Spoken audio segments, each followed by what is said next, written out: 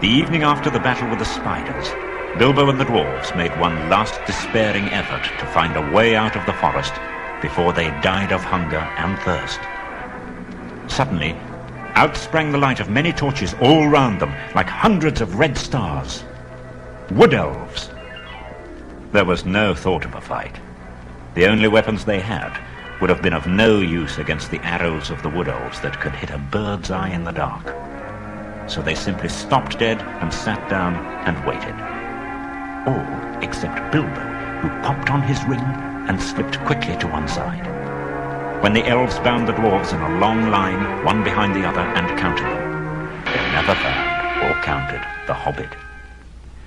Nor did they hear him trotting along well behind as they led off their prisoners into the forest.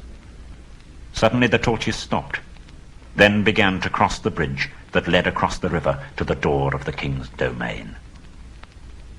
Across this bridge the elves thrust their prisoners, and Bilbo only made up his mind not to desert his friends just in time to scuttle over at the heels of the last elves before the great gates of the king closed behind them with a clang.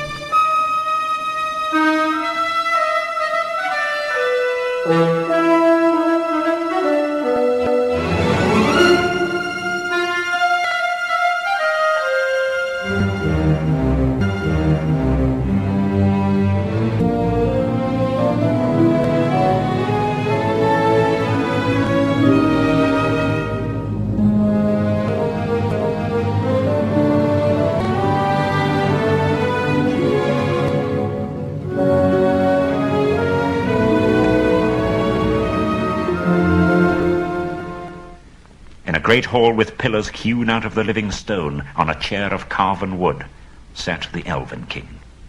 He looked grimly at the prisoners and told his men to unbind them, for they were ragged and weary. "They need no rope in here," he said. "Once inside, there is no escape from my magic doors." Long and searchingly he questioned the dwarves about their doings.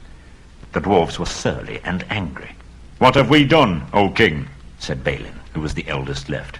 "Is it a crime to be lost in the forest, to be hungry and thirsty and trapped by spiders? Are they your pets, if killing them makes you angry?" Such a question, of course, made the king angrier than ever, and he answered, "It is a crime to wander in my realms without leave. I have a right to know what brings you here, and if you remain silent, here you will stay until you have learned sense and manners." The dwarves were each put in a separate cell and given food and drink, but not allowed to pass the doors of their little prison until one at least of them was willing to tell the king what he wanted to know. But he did not tell them that Thorin was also a prisoner.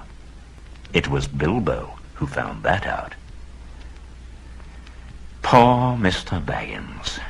It was a weary long time that he lived in that place all alone, always in hiding, never daring to take off his ring, hardly daring to sleep, tucked away in the darkest and remotest corners he could find. For something to do, he took to wandering about the Elven King's palace.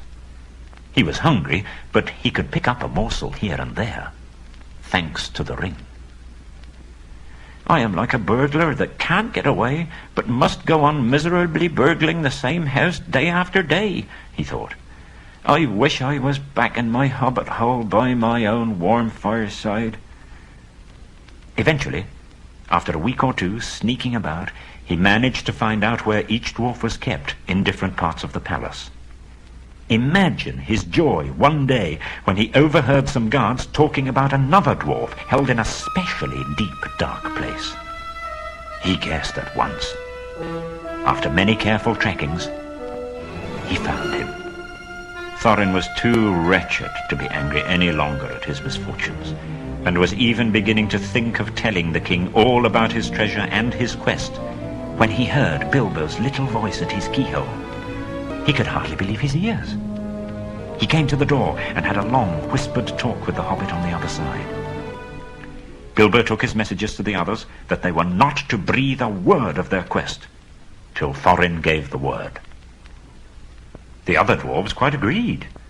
They all thought their own shares in the treasure would suffer seriously if the Wood-elves claimed part of it, and they all trusted Bilbo.